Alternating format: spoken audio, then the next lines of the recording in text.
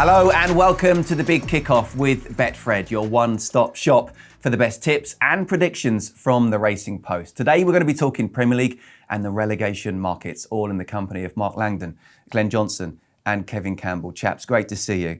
Mark, look, I'll start with you. How many teams could be thinking we need to get to 40 points as much as possible, as quickly as we possibly can?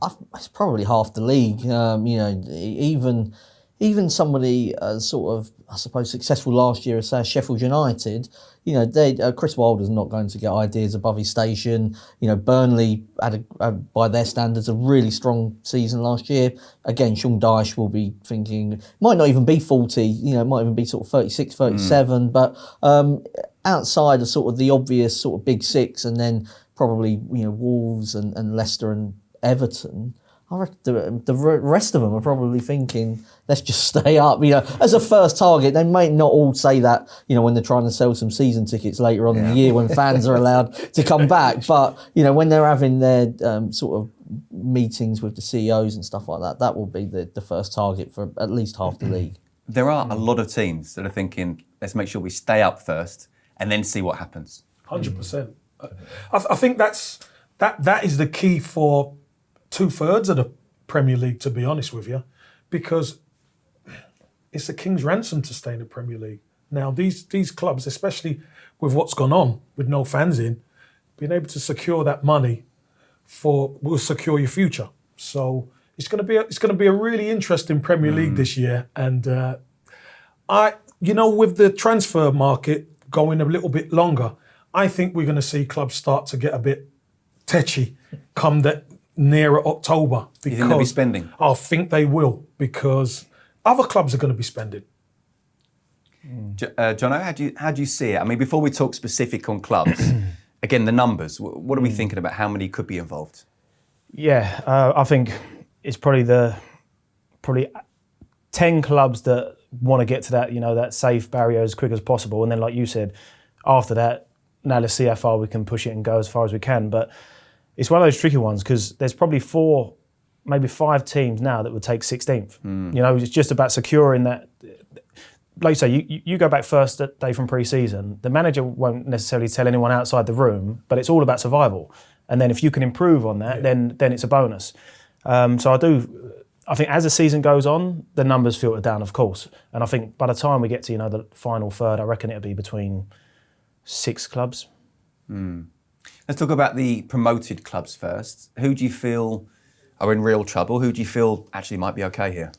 In terms of okay, I mean, Leeds, I don't see any reason really why they can't do like what Wolves and Sheffield United have done and really just take the Premier League by storm. I think in terms of the league being smaller, it was that championship, that marathon 46, actually hindered Bielsa and his planning, and they've been very ambitious with some of their signings as well. And do you like Rodrigo? I do. I mean, around about 30 million for a newly promoted team to be able to sign a Spanish international striker that's got pace, can attack sort of the spaces behind for counter-attacks, who was being linked with Atletico Madrid 12 months ago, I think is a big signing, at that level, in terms of, can we progress? And again, probably, I'm not sure they'd take sort of just staying up, because they're a big club, and I feel like they should be ambitious because they're good, as well as big. In terms, I think West Brom will really struggle. I thought they were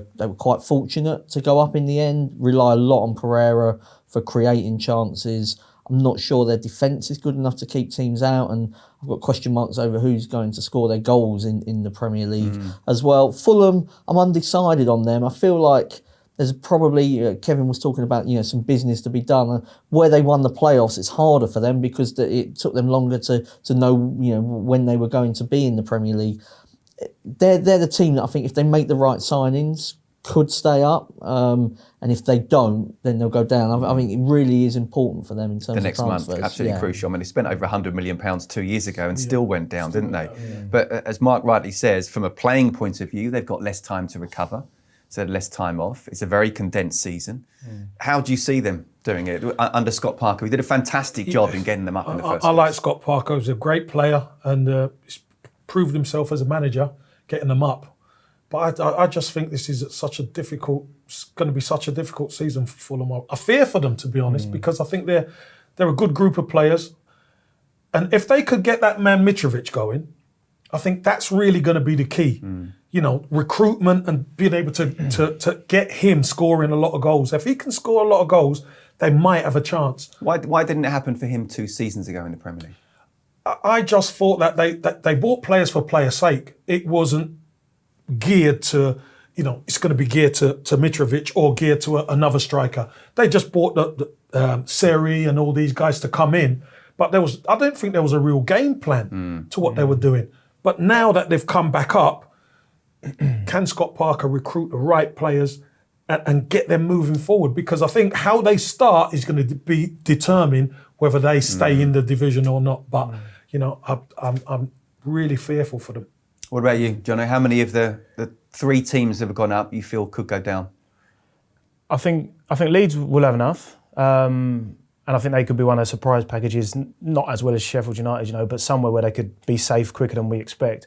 But like the guys, I do fear I think West Brom are going to struggle, but I think the problem with Fulham and the reason they scare me is because they obviously play great football, but it's open, it's flamboyant, and it's great to do that against some of the teams in the Championship. But if you try and do that against half the team in the Premier League, they're going to kill you and expose all the areas. And it's not about getting up and then playing the same football. They're going to have to understand you play at the right times, but ultimately, you have to keep it solid. And they're going to be playing against a lot of bigger teams with more firing power that they're going to need to worry about. Whereas most teams they played against last season was worried about them. Yeah. To be fair, he did shore it up a little bit more, and Michael Hector, the signing there, was a very good one in the January window. Villa. Now, when they went up 2 years ago, or 2 seasons ago, I thought they'll do what Sheffield United did, what we're saying that perhaps Leeds could do. They left it so late, didn't they? What happened, and do you feel they'll be okay this time around? I don't. They're another team, really. I don't feel like they'll be okay at the moment. No, I mean, because I think they stayed up. The fixtures fell nicely for them. They played Arsenal just after Arsenal had won an FA Cup semi-final against City, and that 3 points was a massive leg up. And then Watford kind of helped them as well with some of the managerial sort of decisions that they made late on. So I feel like they stayed up quite fluky, really, and they haven't done enough yet to convince me that they're not going to be in another relegation battle. Obviously, everything relies on Grealish, but at the moment, I don't think they haven't got a goal scorer. Do you think he will be there? Yeah, I do think that. I mean, I feel Grealish is a bit like Zaha, where he's probably more important to sort of Crystal Palace or Aston Villa than what he is to another team. So he's worth 80 million to Aston Villa. He might not be worth 80 million to one of the teams that could potentially buy him.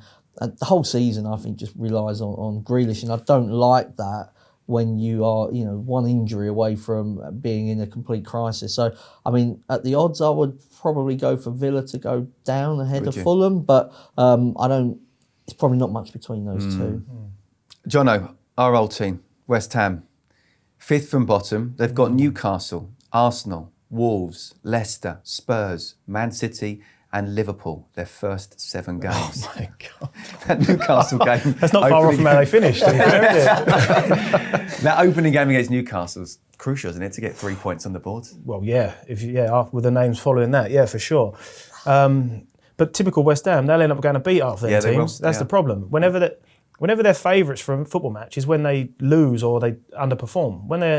When the pressure's off of them, they perform and get a result that shocks everyone. So I think that would be okay. Do you remember though, back in 2002-03 when you came into the side when we weren't doing too well and you could see that you were going to go on and absolutely be a star, and you were. We went down with 42 points, but I think it's still a record, isn't it? Yeah. But it was all about that start. Yeah. The start was poor. That, as you rightly remember, our first home win was February. January, I think. February. Yeah, exactly. Yeah. So it's like you're already under the sand. Snookers. So and then from them we went on a fantastic run, but the damage was done. But yeah, look, that's because you went into the side. We had Di Canio, Mickey Carrick, Joe Cole, Trev Sinclair, young Jermaine Defoe, young Glen Johnson. Side. Yeah, great side. Yeah. Well, half that side played in the 2010 World Cup. Yeah. Amazing. So but my point is, with a classy side like that, went down, because of the poor starts. Look at this start now. Yeah, exactly. And no, it is all down to the start, and because it also gives the players confidence. You know, if the players get results, they start enjoying the training again. They want to work harder, and they start getting their bonds back. When the results are going the other way, you know, there's arguments, there's fallouts, and there's little sections between the club, and it's all about getting off to the right start, like you say, because as you just rightly said there, no one's too good to go down. Yeah, for the record, I'm still saying West Ham will definitely stay up, and I actually feel there could be 10th to 13th, something like that. So we'll see. I promise you, West Ham fans, I'm not saying West Ham will go down. Any other sides for you that you really worry for? You know, whether it be Newcastle, Burnley, Brighton. I think there's a Brighton and a Burnley. I think Brighton, by the skin of their teeth, they stayed up in the end. And Burnley, there's been talk of Sean Dyche not being there. And I know the sack race is coming up, but I'm not too sure whether it's going to be the sack race or whether he actually walks because, you know, does he actually get any money to spend at Burnley? You know, I don't see him actually being able to go out into the market and really improve that squad.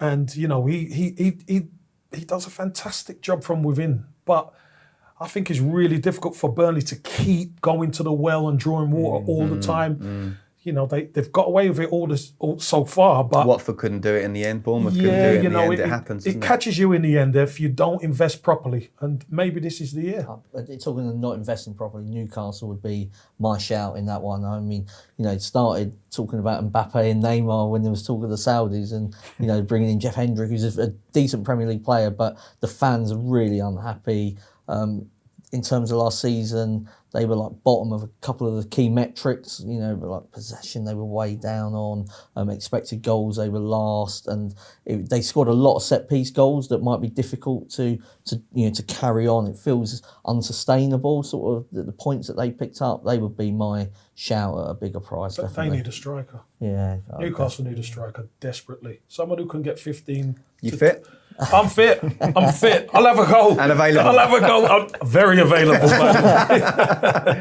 The one team for you that you think might have a difficult season that others might not think? That others might not think. Do you know what? I think Southampton. The reason why I say Southampton is because, you know, Danny Ings, he hit a purple patch last season, came back after the restart, was fit. They were looking like they're playing good, but it's Southampton, and you just know the wheels can fall off at any minute. If Danny Ings ever got injured, you know, who scores their goals? So, you know, it's a bit hit and miss for me. I hope they don't, because I like Southampton. They're a decent side, but you know, with one injury, it could really derail their season. What do you think, Jono? The one team that perhaps think, okay, might be a good bet. Yeah, from the finishing position last year, I think I'll go with Sheffield United. Just because I think, look, they obviously done fantastic in terms of their performances and the way they changed up their formations and got some fantastic results. But I just think sometimes when a team first comes into the Premier League, they're on cloud nine every single day. You know, every day they're rubbing their hands together because they're in the Premier League and can't quite believe they're living the dream. And I just think once that novelty wears off a little bit, and now you've got to find other ways to raise your game, I think they could struggle. Okay, time to upset fans then. 1, 2, 3, relegation. Yeah, I think Newcastle, West Brom, and just because of the price, I'm going to go for Aston Villa rather than Fulham. But it's pretty close between those two. Okay, Glen? I'm going to go West Brom, Villa, then unfortunately Fulham. I'm the same, to be honest. I'm the same. Villa, West Brom, Fulham. Wow. I'm going to put money on it now. Yeah. It's a banker. That's what you guys are thinking. Yeah, outsider, the price to go down. Well, I mean, Newcastle are a decent enough go. I do agree with Sheffield United as well. And Chris Wilder, he often uses sort of media clippings, so he'll probably be playing this one out. I know Chrissy very well, and he probably will. It'll be a pre-season meeting. But the interesting thing about Sheffield United, just from a pure sort of betting point of view, is that this group of players this time last year were odds on to be relegated. Now they outperform those odds like more than probably even what Wilder would have imagined. And if they do go down, you'd be kicking yourself thinking, you're getting a much bigger price 12 months on exactly, virtually the same group of players, and they wouldn't be the first team to suffer the old second season syndrome. But I think they'll be okay, but there could be a bit decent dip coming.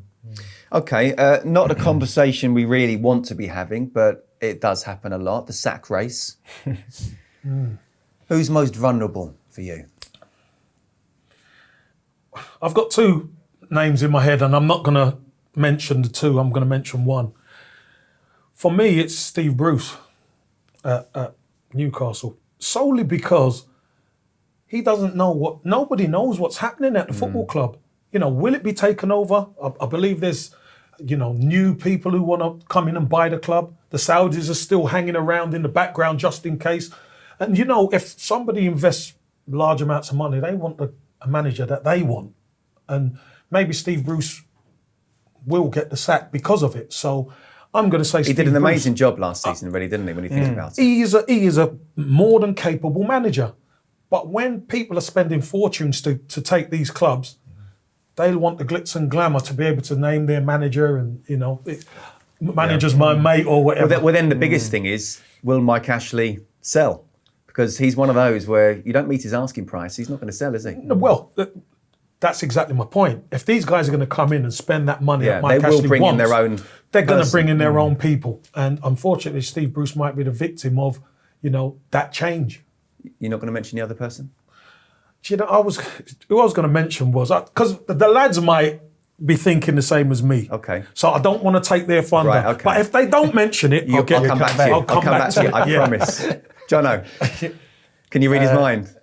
Well, I reckon I can. I'm going for Hodgson. Leave me alone! I'm in his head. Don't read his mind too many times, though, will you? You don't know what goes on in there. Exactly, yeah. Nothing. It's getting too close. I'm going to go Hodgson just because I think sometimes Palace, in terms of the team, can be like a holiday camp in the sense that if they only get out of trouble because of how well they start the season. So it only takes them to start bad, and then it can be game over because they started fantastic last year. They get to a point when they're safe, then they start underperforming, realise they're in trouble, perform again, and then as soon as they were safe, they was the best team to play against. Everyone beat them after that. So I think they just always try to do enough. And I think obviously, as it's published, Hodgson's only getting older. The players are all around 30, 31. I think that's the average playing age. And I just fear for the players that they sign because they don't really sign players that go there to further their career. They've signed the players that are going there to finish their career. And sometimes that can be good business in the sense that you're not paying big money for people and you're getting experienced players. If they've got the right attitude. But you've got to question why you're coming here for a free ride or whatever. So I just think they've been fortunate enough in past years because of the way they've started. But if they start bad, then I think the wheels could come off. Yeah, I mean, I think Hodgson would definitely be up there. I mean, Eze doesn't feel like a Hodgson type player, really, and then you're hoping he's got to be the creative one, isn't he? Particularly if Zaha leaves, and we don't quite know what's going on there. But yeah, I would say Hodgson, just two at really sort of big prices, and not because I think that they should go, but Jurgen Klopp. No, not that crazy. Look, Chelsea have spent an absolute fortune. Abramovich has sacked. He sacked Mourinho, twice. He's fallen out with Conte. If Chelsea don't start well, then Lampard I don't think. Oh well, he did well last year. I feel like shouldn't happen, but I wouldn't be amazed. It's Chelsea. It can happen. And Nuno at Wolves purely because he hasn't signed a new contract yet. And I just looking at them, not signing any players, and I just wonder. I feels like there's something going on there that I can't quite work out. It might just be that he's playing it calm and it'll all sort of just. He's nicely. a Champions League manager for me. When I remember doing La Liga and when he was at Valencia, and you could see that how class he was. So when he first went to Wolves, you're thinking, wow, they must have really sold this project. Now he's taken them, fast-tracked them to where they are. He's going to want to go again. If they're not giving the money, then he probably will. Yeah, I mean, he's one of the outsiders because he doesn't deserve the sack, but he may well have just had enough. I mean, you get some big price winners is probably the wrong word, isn't it, for the sack race? You get some big price outcomes in this, so I wouldn't mind throwing a few darts. No Jose in there? Do you know, I just feel like it would cost Tottenham a lot of money to get rid of him, and Daniel Levy maybe likes having that kind of big personality around the club at the moment. I mean, he got rid of Poch. I didn't feel like he'd get rid of Poch, but he did. But I don't know. And Jose, if he doesn't get what he wants, which at the moment he's saying, he's certainly playing the club policy thing, isn't he? In terms of, we haven't got this money, but he's been first out once before. the season starts. He was first out when Abramovich got rid of him in the September. When I don't think anybody saw that one coming. He falls out with people.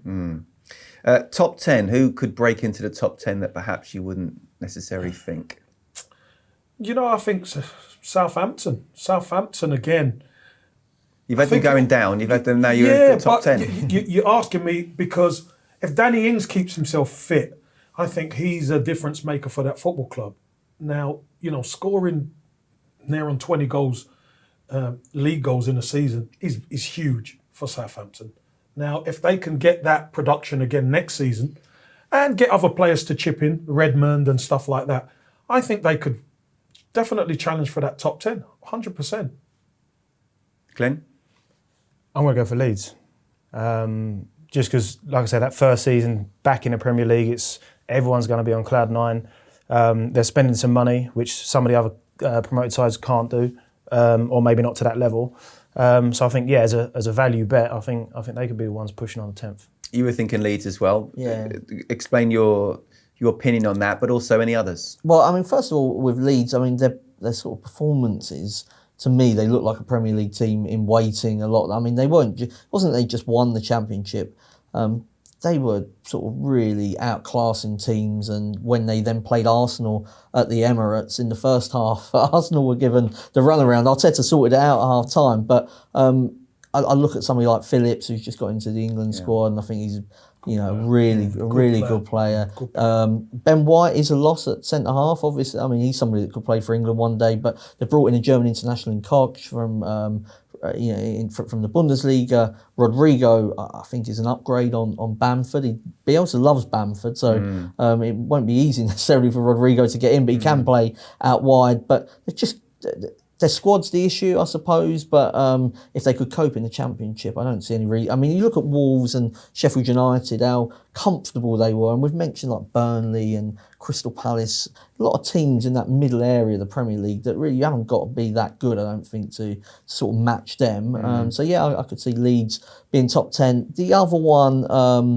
I suppose, was Everton, just because, if they do sign the players that Kevin was speaking about much earlier on, you'd have a really different midfield with Alan and James Rodriguez, but I'd want to see those players in there before I bet on them to do that. Before you make judgment. But are you having that? I mean, we're talking about a surprise team into the top 10, and we're talking Everton. No, he's having a dig at me again. I'm just... Are you having that? That's why Glen's being the referee in the middle, right? I'm telling you. Look, we all know about Everton. If Everton get the players in, they can be a very tough team to beat. Yeah, but I'm not having... No, I was talking breaking about more. into the top I was 10. talking more about like a solid, they're slightly odds on. I was thinking them as like the solid one, and Leeds are sort of the more outside. Okay, what about a team that could underperform and finish in the bottom half that you wouldn't expect?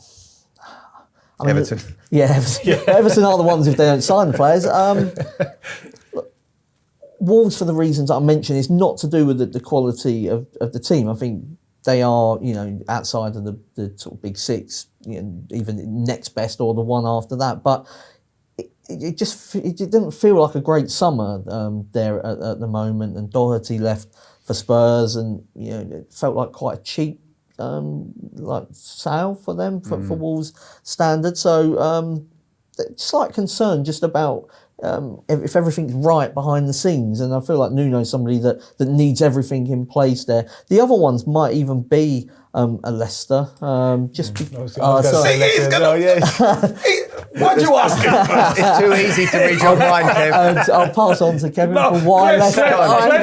Glenn's got Leicester, and I had Leicester. Go on, no, we want your version of Leicester. Why Leicester? I just think, look, Jamie Vardy's been unbelievable, and he's Golden Boot winner, etc. But they can't keep going to the well of expecting him to keep scoring those goals and to keeping them up. Defensively, they're a year older. I just personally think that Leicester are on the downturn. Really? I really do. And other teams are on the upturn. So for me, they could definitely drop out of that top 10. Reason I was going to say as well is that I think their squad got fanned out a little bit towards the end of the season, and the Europa League might just impact on that. Glenn? Yeah, well, that was my reason mainly. You can't always rely on Vardy. That extra game load and, Thursday, Sunday and all that, it takes a lot out of you. And if your squad's light, you know about it early. And that's that. And again, for the value point of aspect, they only just missed out in the Champions League, but I just think they're the ones that could, lost Chilwell as well. I think, like you say, I don't think they will be. Obviously, I'll put them in my Europe list, but I don't think they will. But I think they're the ones that could potentially have the chance to drop down. Okay, let's next one. Pick your punts. So we'll go you first, Kev, because we don't want anyone taking. No, I don't want anyone. Keep it away from this one, right? I'm telling you. Although I don't think anyone wants your one. Yeah, well, tell us what it is. Do you know what? I've got splinters. I'm sitting on the best fence here. My punt is Manchester City to score 99 goals or fewer in the season. Okay. That's my punt, and that's an even bet. At the moment. At the moment, yeah. Until he gets out of it. Yeah. Okay, yeah. Okay. Fair enough. Splinters. I did say splinters. He did say that Messi wasn't coming. So, I mean, if Messi comes... Yeah, Messi would score 99 on his own if he comes. Messi's going We'll see. We'll go back on that one again. Glenn? I'm going to go for City to be unbeaten at home. I just think, again, I just think it's a value bet in terms of, it's not 6-1. What is it? I think it's 11-4. 11-4, yeah. So I think it's a decent price for that. They're always solid at home. No one really beats them that often. So that'd be where my money's going. I'm now changing mine. What do you think, Mark, for you? Well, it's a similar one, but I thought Liverpool to remain unbeaten at home. If I'm going for Liverpool to win the league, Anfield has to be, where they pick up not all of their points, but most of their points. It's an absolute fortress in terms of when the fans come back. Obviously, we don't know the impact of if it's 20% of fans or whatever. If that makes it easier to play at Anfield or not. I just think that they're a team that just dominate most weeks, and there's a fear factor about going to Anfield that seems to be there even when there's no fans there. I mean, Palace turned up and absolutely rolled over, and they weren't the only ones really at Anfield. So, I mean, eventually they've got to lose a game at home. I mean, they've been fantastic under Klopp, but I don't really see too many teams that can stop them. Okay, I've tweaked mine. It was going to be Aubameyang and Kane both to score 25 plus. Lot to ask considering what happened last season. So I'm going for Aubameyang, Rashford and Kane to score 20 plus. Not bad. Decent price as well. What's as a striker, as a fellow striker. I never chose it, so that's all on you, mate. At the moment, 14s. 40, that ain't bad, actually. Right. That's 20. not bad. You'd imagine them to hit 20, wouldn't you? Listen, I'm not that convinced on Rashford scoring 20 for Man United. Well, I thought he came on strong last season, so... Yeah, but 20. Okay. Right, we'll finish on that then. Yeah, we'll finish. Kev Campbell not having my bet at all. No, not having it at all. Splinters isn't having my bet at all. Chaps, it's been an absolute pleasure. Thank you very much. That's the Premier League done. Next up, we're talking the Championship. Of course, remember, if you do plan on having a bet, please bet responsibly.